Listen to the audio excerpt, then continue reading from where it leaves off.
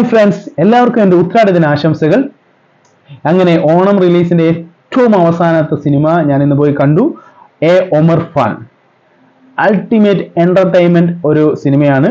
നമുക്ക് മനസ്സാസ്വദിച്ച് നമുക്കൊരു കളർഫുൾ പടം കാണാം എന്നുള്ള രീതിയിൽ തന്നെ നമുക്ക് പോയി കാണാൻ പറ്റുന്ന ഒരു സിനിമയായിട്ട് എനിക്ക് തോന്നി.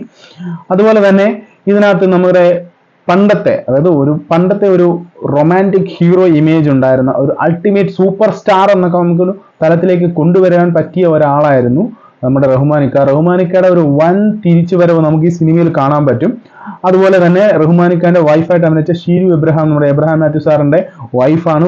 അവരുടെ രണ്ടുപേരുടെയും കോംബോ, അപ്പോൾ ഷീലു മാമിന്റെ ക്യാരക്ടറിന്റെ ഒരു കോമഡി റെസ്പോൺസ് കാര്യങ്ങളെല്ലാം വളരെ ഭംഗിയായിട്ട് വർക്കൗട്ടായ ഒരു സിനിമ കൂടിയാണിത്. അതുപോലെ തന്നെ ഒമർ ഖാന്റെ കഴിഞ്ഞ പടങ്ങളിൽ നിന്ന് എനിക്ക് കുറച്ച് വ്യത്യാസമായിട്ട് തോന്നിയത്, കഴിഞ്ഞ പടങ്ങളിൽ ഒമർ ഖാൻ ഈ ഡബിൾ മീനിങ് കോമഡീസ് കൂടുതൽ, അത് നമ്മൾ സോഷ്യലായിട്ട് മറ്റു ഈ ഫേക്ക് ആൾക്കാരുടെ ഇടയിൽ സംസാരിക്കുന്ന ഡബിൾ മീനിങ് കോമഡീസ്, അതുപോലെ തഗ് ലൈഫുകൾ, ഇങ്ങനെയുള്ള കുറെ കാര്യങ്ങൾ ഒഴിവാക്കിക്കൊണ്ട് ഇതിനകത്ത് കുറെ കോമഡികൾ നാച്ചുറലായിട്ട് എടുക്കാൻ ശ്രമിച്ചിട്ടുണ്ട്. അത് ഒരു ഏറെക്കുറെയൊക്കെ നല്ല രീതിയിൽ വർക്കൗട്ട് ആയിട്ടുണ്ട്. അതുപോലെ ചില ഷോർട്സുകൾ കാര്യങ്ങളൊക്കെ ഇതിനകത്ത് എനിക്ക് തോന്നിയിട്ടുള്ള കാര്യം, ഒമർ ഖാന്റെ ഫ്രെയിമുകളിൽ കളർഫുൾ ആക്കാനാണ് ശ്രമിച്ചിട്ടുള്ളത്. മാക്സിമം കളർഫുൾ, നല്ല നമുക്കത് രസിക്കാൻ തോന്നും. ആ ഓരോ ഫ്രെയിമിൽ നമുക്കത് നല്ല കളർ ടേൺ നമുക്ക് തോന്നുന്ന രീതിയിൽ അത് സെറ്റ് ചെയ്ത് വെച്ചിട്ടാണ് എനിക്ക് തോന്നിയത്. ഓരോ ഫ്രെയിമിലും അങ്ങനെയാണ് തോന്നുന്നത്. പിന്നെ ലോജിക്ക് കാര്യങ്ങളൊന്നും നമ്മൾ അതിനകത്ത് നോക്കേണ്ട കാര്യം, ഒമർ ഫണ്ണാണ് അതിനകത്തൊരു നമ്മൾ അങ്ങനെ ഒരു സംഭവത്തിലേക്ക് കൊണ്ടുപോകണം. അതുപോലെ സ്റ്റോറി സ്ക്രീൻ അതൊക്കെ നമ്മൾ അതിനകത്ത് വിശദീകരിച്ച് നമ്മൾ സംസാരിക്കേണ്ട ഒരു കാര്യങ്ങളല്ല ഇതൊന്നും. കാര്യം അത് അങ്ങനെയല്ല പുള്ളി പറയുന്നത്. നിങ്ങൾ പോയി കാണൂ, ആസ്വദിക്കൂ, നിങ്ങൾക്കുള്ള ചേരുവകൾ അതിനകത്തുണ്ട്, ഇങ്ങനെയുള്ള രീതിയിലാണ് പുള്ളിയും പറയുന്നത്. അതുപോലെ നമ്മൾ അർത്ഥവത്തായിട്ട് ചിന്തിച്ചിരുന്ന് കാണേണ്ട കാര്യങ്ങൾ അങ്ങനെയൊന്നുമില്ല. ജസ്റ്റ് പോയി കാണുക, റിലാക്സ് ആവുക, ആദ്യം തൊട്ട് അവസാനം വരെ നല്ലൊരു റിലാക്സ് ആയിട്ട് ഇറങ്ങി വരാം.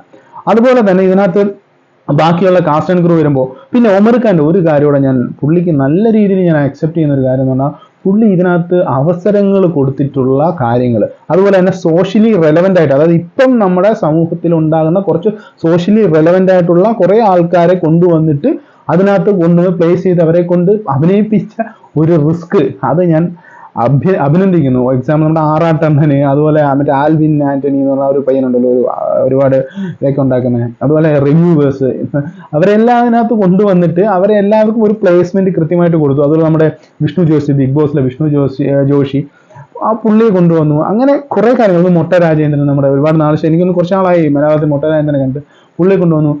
പിന്നെ നമ്മുടെ എടുത്തു പറയേണ്ട നമ്മുടെ അൾട്ടിമേറ്റ് നമ്മുടെ ബാബു ആന്റണി ചേട്ടനെ നമ്മൾ സത്യം പറയാൻ എനിക്ക് തോന്നിയത് എന്താ അറിയാം, ഈ ചന്ത, അതുപോലെ തന്നെ പഴയ ബാബു ചേട്ടനെ കുറെ കണ്ടില്ല, കമ്പോളം, ഇങ്ങനെയുള്ള കുറെ സമയത്ത് ബാബു ചേട്ടനെ നമ്മൾ കണ്ടില്ല, ആ മുടിയൊക്കെ വളർത്തിയിട്ട്. എനിക്കത് സത്യം പറഞ്ഞത് ഫീൽ ചെയ്തു ആ ഒരു ബാബു ചേട്ടൻ എൻട്രിയിൽ കാര്യങ്ങൾ. അതുപോലെ കുറെ ഇങ്ങനെയുള്ള പഴയ നടന്മാരെ അവർ റീ എൻട്രി ചെയ്യിക്കാൻ ഒരു ശ്രമം നടത്തിയിട്ടുണ്ടായിരുന്നു. വളരെ എനിക്കത് അപ്രിസിയേഷനായി തുടങ്ങി. പക്ഷെ നമുക്കത് എന്താണ് പറയുന്നത്, അത് ഇതിനകത്തുള്ള ഇതുണ്ടെങ്കിൽ പോലും നമുക്കത് അപ്രിസിയേഷനായിട്ട് തോന്നുന്ന ഒരു സിനിമയായിട്ട് തോന്നി.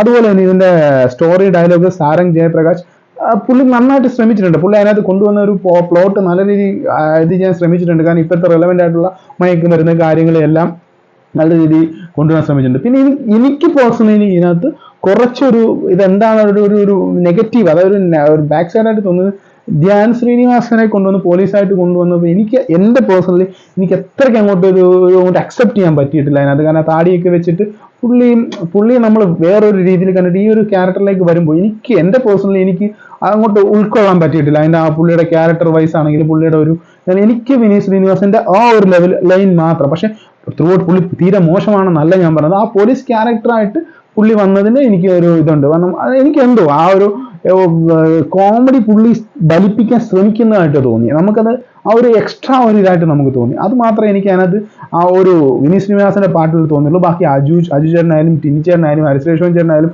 അതുപോലെ നമ്മുടെ മാളിക് ബോസ് നമ്മുടെ സൈജു കുറുപ്പ്, പുള്ളിയുടെ ഒരു ക്യാരക്ടറിനകത്ത് വരുന്നുണ്ട്.